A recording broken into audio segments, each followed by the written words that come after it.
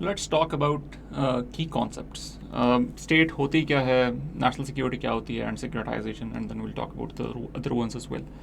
So these terms are a bit technical, लेकिन ये मैंने डाली इसी वजह से हैं बिकॉज आपकी जो करंट अफेयर्स या आपके करंट अफेयर्स के अंदर काफ़ी सारे सिक्योरिटी के एलिमेंट्स जो आते हैं उसको उसका कॉन्सेप्चुअल अंडरस्टैंडिंग डेवलप करना बहुत ज़रूरी है.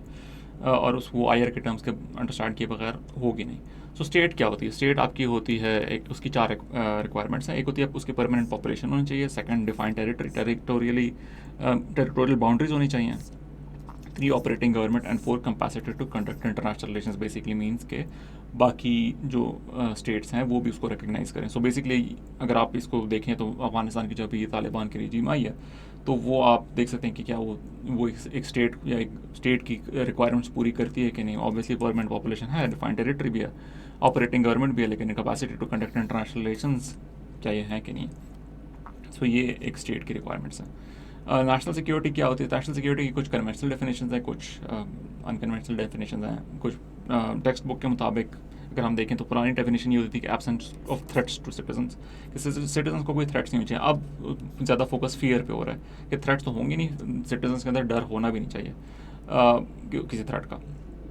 तो ये एक कन्वेंशनल डेफिनेशन. अनदर डेफिनेशन है इसकी आपकी स्टेट की ability to protect its citizens, economy और बाकी institutions, political, social etcetera etcetera. ये भी एक डेफिनेशन है. One more definition that I came up with, which makes it quite easy for me to understand the whole concept of national security, is that national security is the ability of a state to ensure its survival and functioning as a state. So basically it's existential in nature. So अगर functioning, survival and functioning as a state की हम बात करता हूँ तो इसमें फिर जो मैंने आपको 4 पॉइंट्स बताए हैं कि स्टेट की नेचर क्या होती है, ये इन चीज़ों में से जौन सी चीज़ भी कॉम्प्रोमाइज़ होगी सो बेसिकली आपका जो थ्रेट है वो फिर नेशनल सिक्योरिटी का थ्रेट बन जाता है. आपकी पॉपुलेशन को अफेक्ट हो रही है, आपकी टेरिटोरियल बाउंड्रीज इन्वेड हो रही हैं, आपकी गवर्नमेंट जो है वो सबवर्ट हो रही है, आपकी जो है capacity to conduct international relations hinder हो रही है, तो basically it becomes a national security threat. Securitization is a very interesting concept. It's not a very well-known concept, but it's something that I believe one should know. Securitization is basically transforming of regular political issues to security issues to enable use of extraordinary measures to address them. So basically अगर मैं बात करूँ let's say Pakistan की parliamentary democracy की, तो पाकिस्तान का parliamentary democracy होना या पाकिस्तान का पार्लियामेंट्री डेमोक्रेसी ना होना, कि पाकिस्तान पार्लियामेंट्री डेमोक्रेसी है या प्रेसिडेंशियल डेमोक्रेसी है, ये एक पॉलिटिकल इशू है. इसके पाकिस्तान के एग्जिस्टेंस के ऊपर कोई फ़र्क नहीं पड़ता कि प्रेसिडेंशियल हो या पार्लियामेंट्री हो. लेकिन अगर मैं कहता हूँ कि नहीं पार्लियामेंट्री ही होगा, और अगर पार्लियामेंट्री नहीं होगा तो हमारी जो है ये स्टेट की एग्जिस्टेंस एज अ स्टेट, हमारी existence as a state question होगी या अंडर थ्रेट आएगी. तो ये इसको मैं एक पार्लियामेंट्री डेमोक्रेसी के इशू को एक नेशनल सिक्योरिटी का इशू बना रहा हूँ. इसके फ़ायदे क्या हैं? And this is just an example. इसके फ़ायदे क्या हैं? इसके फ़ायदे ये है कि इस इशू को ऊपर ज़्यादा फोकस आ जाता है. हम सिक्योरिटी को यूजुअली स्टेट्स के अंदर ज़्यादा रिसोर्सेज भी प्रोवाइड की जाती हैं बिकॉज आपकी एग्जिस्टेंस एट स्टेक होती है. तो इसका फ़ायदा ही किया है. नुकसान इसका क्या है कि वो नॉन डिबेटेबल हो जाती है वो चीज़, और वो फिर ऑब्वियसली आपके अगर डेमोक्रेसी के अंदर आप रह रहे हैं तो it affects your public discourse. और फिर आप ऑब्वियसली जब हम पोलराइजेशन के अगर आजकल देख रहे हैं तो उसमें भी एक एलिमेंट ये है कि हमने कुछ चीज़ें जो है नॉन डिबेटेबल और कुछ चीज़ें डिबेटेबल बनाई. डिबेटेबल कम हो रही हैं और नॉन डिबेटेबल ज़्यादा हो रही हैं, तो सॉर्ट ऑफ इसका नेगेटिव इंप्लीकेशन आती है. So it's not necessarily a positive phenomenon, it has its negative, sometimes it is seen as a negative phenomenon too. फिर हम बात करते हैं कि नॉन स्टेट एक्टर्स क्या होते हैं. नॉन स्टेट एक्टर्स जो हैं organisations and groups with significant political, economic, social influence that are not affiliated with any government. So basically influential groups जो कि नॉन गवर्नमेंट नहीं है, अदर देन गवर्नमेंट जो भी इन्फ्लुएंशियल ग्रुप आपके स्टेट के अंदर काम कर रहा है वो एक नॉन स्टेट एक्टर है. इसके टाइप्स हैं IGOs, IMF type, UN type, NGOs होगी, एमनेस्टी इंटरनेशनल होगी, multinational corporation, Nestle, Coca Cola, terrorist groups, al Qaeda, TTP, organise syndicate, crime syndicates होते हैं आपकी, याकूज़ा, और भी बात माफिया की बात कर ले तो माफिया, सिसिलियन माफिया. तो ये नॉन स्टेट एक्टर्स हैं. Security implications in a sense बात है तो होती तो सब की हैं, लेकिन कुछ ट्रेडिशनल है कुछ नॉन ट्रेडिशनल है. ट्रेडिशनली हम बात करते हैं टेररिस्ट ग्रुप्स की और ऑर्गेनाइज क्राइम्स की. MNCs आपको सॉर्ट ऑफ कभी कभार this book called confessions of economic hitman talks about how economies and how organisations and corporations and an economy influence states existence as a state. तो उसको कैसे compromise करते हैं, तो वो भी कोई एंगल आ जाता है. फिर हम बात करते हैं टेररिज्म क्या होती है। टेररिज्म में टेररिस्ट ग्रुप्स की तो बात कर ली, लेकिन टेररिज्म की एक डेफिनेशन है। Terrorism is basically the use of violence primarily by non-state actors against civilian populations in pursuit of political and or ideological objectives। तो पहली बात है यूज ऑफ वायलेंस, दूसरा नॉन स्टेट एक्टर्स, तीसरा अगेंस्ट सिविलियन पॉपुलेशन। अगर civilian population के खिलाफ नहीं होगा तो सॉर्ट ऑफ वो टेररिज्म के डेफिनेशन के अंदर नहीं आता या नॉन। तो फिर उसके बाद आ जाती है एक बात कि पॉलिटिकल और आइडियोलॉजिकल ऑब्जेक्टिव्स। अगर लेट्स से वो फाइनेंशियल गेन के लिए कर रहा है तो it's not a terrorist group, it's an organised crime syndicate. कि वो कहते हैं कि हम पैसा बनाना है इसलिए हम वायलेंस कर रहे हैं, डकैती कर रहे हैं, जो भी कर रहे हैं, तो ये मनी लॉन्ड्रिंग कर रहे हैं। सो वो सॉर्ट ऑफ एक क्राइम सिंडिकेट बन जाता है रादर देन अ टेररिस्ट ग्रुप। फिर हम पावर की बात करते हैं। This is important because power exercise करके ही आप जो हो अपने नेशनल सिक्योरिटी चैलेंजेस जो हैं वो एड्रेस करते हो। So power is the ability to exercise influence over other actors to the benefit of one who exercises it. So basically आपने दूसरों को अपनी बात मनवाने की एबिलिटी जो है ना वो आपकी पावर है। अब वो आप ज़बरदस्ती भी मनवा सकते हैं, which then is hard power and coercion, और या फिर आप प्यार मोहब्बत से भी बात कर सकते हैं उनसे, and that becomes soft power and attraction. Soft power Joseph Nye का concept, it's really interesting, I would recommend you check it out. Soft image, soft power, ये टर्म आपस में इंटरचेंज होती है, लेकिन soft power is a technical term that is quite interesting. फिर हम बात करते हैं पाकिस्तान के नेशनल सिक्योरिटी चैलेंजेस की। कुछ ट्रेडिशनल है, कुछ non traditional, and each of these topics और each of these pointers is a topic in itself that you can explore later on. तो पहले हम एक्सटर्नल स्टेट एक्टर्स की बात करते हैं कि हमें जो इंडिया से थ्रेट है वो एक थ्रेट है। फिर हम कॉम्बैटिंग टेररिज्म की बात करते हैं कि आपका TTP है, बाकी ग्रुप्स हैं, दाइश है, अलकायदा है, बाकी और भी ग्रुप्स हैं। फिर आपकी सब थ्वर्टिंग सब नेशनलिज्म, ये इसमें आपके पास सेपरेटिस्ट ग्रुप्स जो आ जाते हैं। बलूचिस्तान के अंदर BRA हो गया, सिंध के अंदर सिंधु देश रेवोल्यूशनरी फ्रंट या रेवोल्यूशनरी मूवमेंट है, BRA। फिर आपके पास आ जाता है ऐसे countering violent extremism and terrorism. आपकी सेक्टेरियनिज्म जो है काफ़ी ज़्यादा इशू था, यहाँ पे शिया सुन्नी फसादात हो रहे थे। वायलेंट एक्सट्रीमिज्म, आपका बरेलवी और देवबंदी के दरमियान इशूज़ आहिस्ता आहिस्ता बढ़ रहे हैं। फिर आपका साइबर सिक्योरिटी इंफ्रास्ट्रक्चर बहुत वीक, आपकी साइबर सिक्योरिटी पॉलिसी बहुत रिसेंटली निकली, उसके ऊपर काम हो रहा है, और वो भी थोड़ा इतनी होलिस्टिक नहीं है जितनी उससे एक्सपेक्ट किया जाना चाहिए, या एक्सपेक्टेशंस थी। फिर हम बात करते हैं लैगिंग आउटर स्पेस कैपेबिलिटीज़ की। हमारा आउटर अब आहिस्ता आहिस्ता दुनिया जो है वो आउटर स्पेस कॉन्फ्लिक्ट या आउटर स्पेस कंपटीशन की तरफ जा रही है। US सैटेलाइट्स भेज रहा है, इंडिया सैटेलाइट्स भेज रहा है, चाइना सैटेलाइट्स भेज रहा है, हम जो है थोड़ा सा पीछे रह गए हैं। और चूँकि हमारी राइवलरी इंडिया के साथ है तो सॉर्ट ऑफ एक डिस्पैरिटी क्रिएट हो जाती है, और वो फिर ऑब्वियसली कल को आपका सिक्योरिटी रिस्क बन जाता है। फिर आ जाती है बात नॉन ट्रेडिशनल सिक्योरिटी चैलेंजेस की। नॉन ट्रेडिशनल सिक्योरिटी चैलेंज में आपके पास आ जाते हैं इकोनॉमिक वनरेबिलिटीज़। आपके ऊपर लेट से IMF जो है वो आपकी इकॉनमी जो है उसने कंट्रोल की हुई है। वो एक वनरेबिलिटी है, मतलब ऑब्वियसली आपकी मजबूरी हुई है, लेकिन it is a vulnerability. You do not have power over this, they have power over you.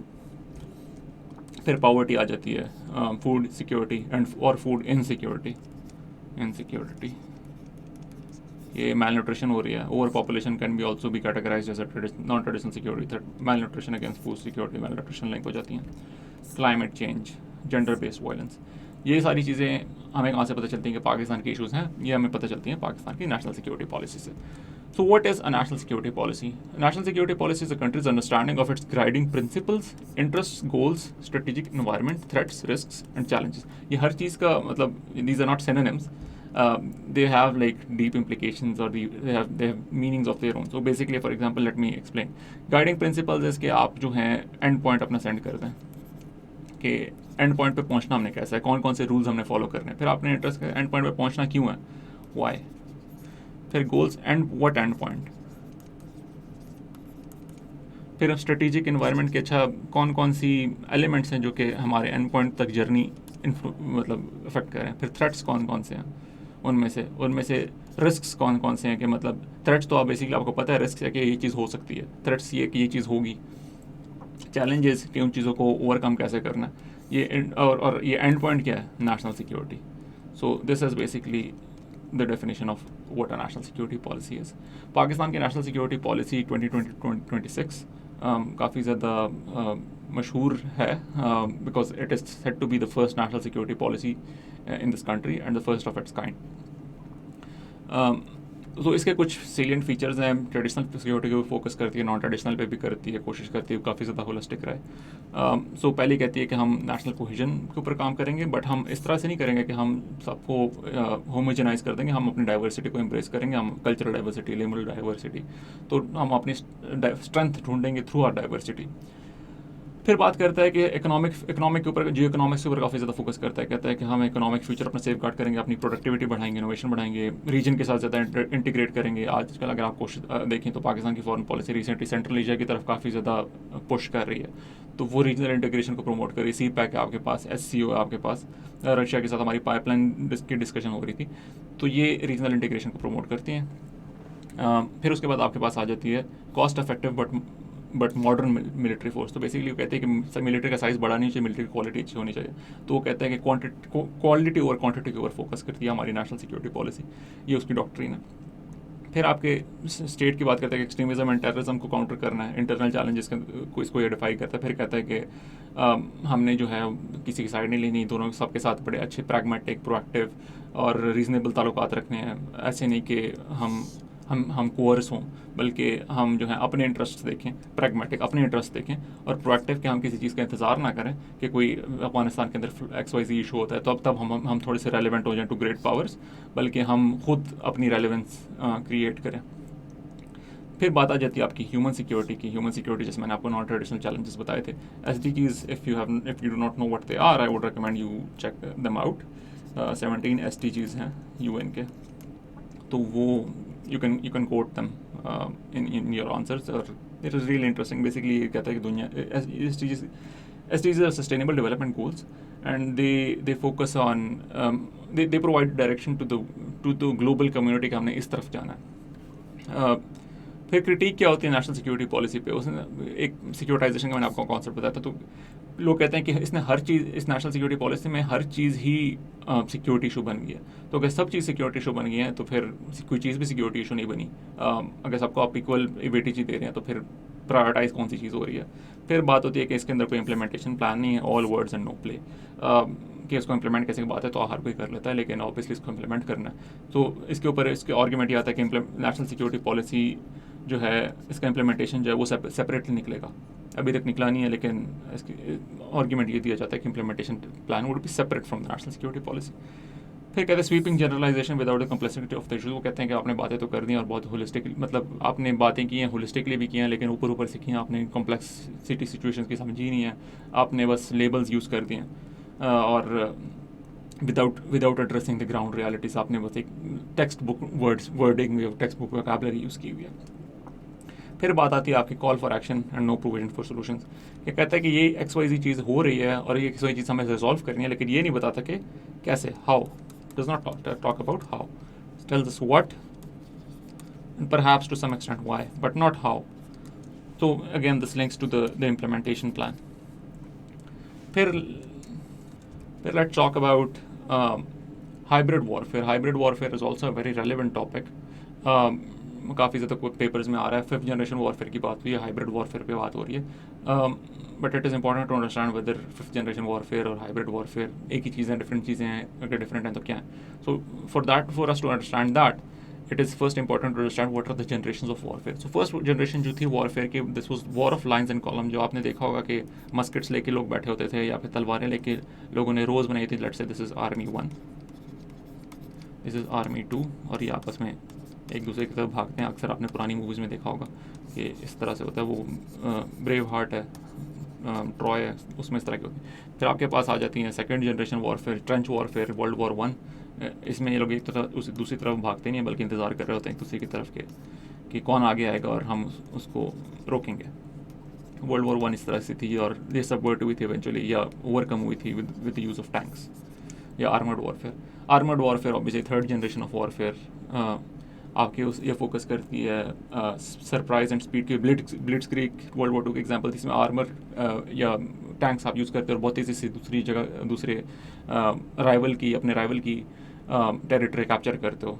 So speed and surprise and then capture कर लेते हो, और फिर आप जो हो आगे आहिस्ता आहिस्ता और टेरिटरी कैप्चर करते हो। सो स्टेप 1 आपने एक पर्टिकुलर एरिया कैप्चर कर लिया जल्दी से, वहाँ थोड़ा सा कंसोलिडेट कर लिया, फिर दोबारा अगला जल्दी से कर लिया. So that is third generation war. Fourth generation irregular guerrilla warfare is proxy warfare. ये बेसिकली अगर मैं इसका एग्जांपल दूँ आपको, तो अफगानिस्तान के अंदर काफ़ी ज़्यादा हो रही थी.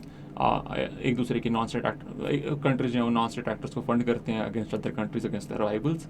गुरिल्ला वॉरफेयर भी एग्जाम्पल है, वेनेजुएला में हो रही थी, अफगानिस्तान में भी हुई है.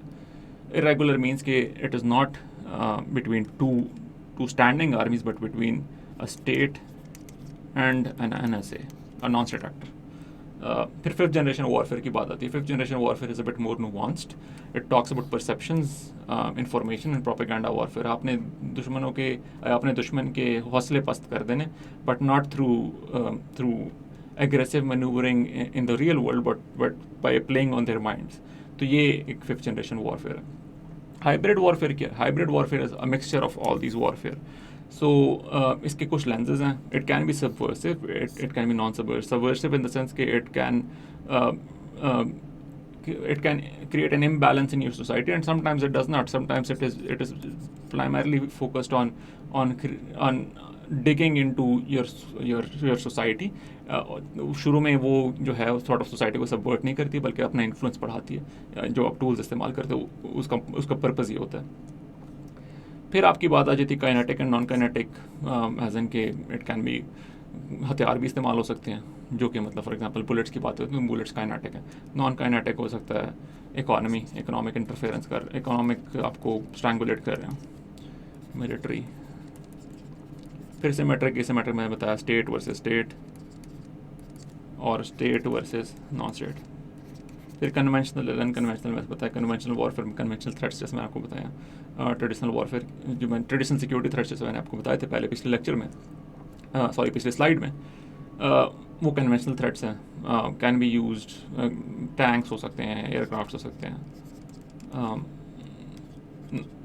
NSAs हो सकती हैं, नॉन स्टेट एक्टर्स हो सकती हैं. अनकन्वेंशनल में आपके पास लेट्स से आपको सोशल डिसइंटीग्रेशन प्रमोट करेंगे, आपकी जो है इंफॉर्मेशन वॉरफेयर यूज़ करेंगे, एटसेट्रा एटसेट्रा. अच्छा, इसका ये क्रक्स है. So basically hybrid warfare is the use of एम्पेकी instruments to target PMSI vulnerabilities. So military, political, economic, civilian information instruments to target political, military, economic, societal information and infrastructural vulnerabilities. So आपको खिलाफ military भी हो सकती है, आपको international forum से भी मलाइन किया जा सकता है. इकोनॉमिक मैंने उस पर बात कर दी. सिविलियन आपको कभी कभार NGOs इस तरह की आ जाती हैं जो कि आपकी सॉर्ट ऑफ चेंज जो है वो उसको एक्सेलरेट कर देती हैं, और जब एक्सेलरेट करती है सोसाइटी इसके लिए तैयार नहीं होती, और उसके फिर रिपरकशंस होते हैं सोसाइटी में. इंफॉर्मेशन ऑब्वियसली जिस तरह मैंने बताया, फिफ्थ जनरेशन वॉरफेयर की इंफॉर्मेशन एंगल है. So hybrid warfare also uses that. Targets are similar, बस इंफ्रास्ट्रक्चर ऐड हो जाता है कि आपका ब्रिजेस वगैरह तबाह कर दिए, रोड तबाह कर दिए, बिल्डिंग तबाह कर, टेररिस्ट अटैक्स कर दिए. एप्लीकेशन कैसी होती है? Narrative control, cyber attacks, militia use होती है, पॉलिटिकल सबवर्जन.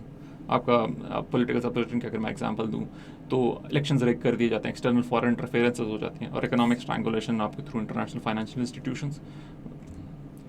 फिर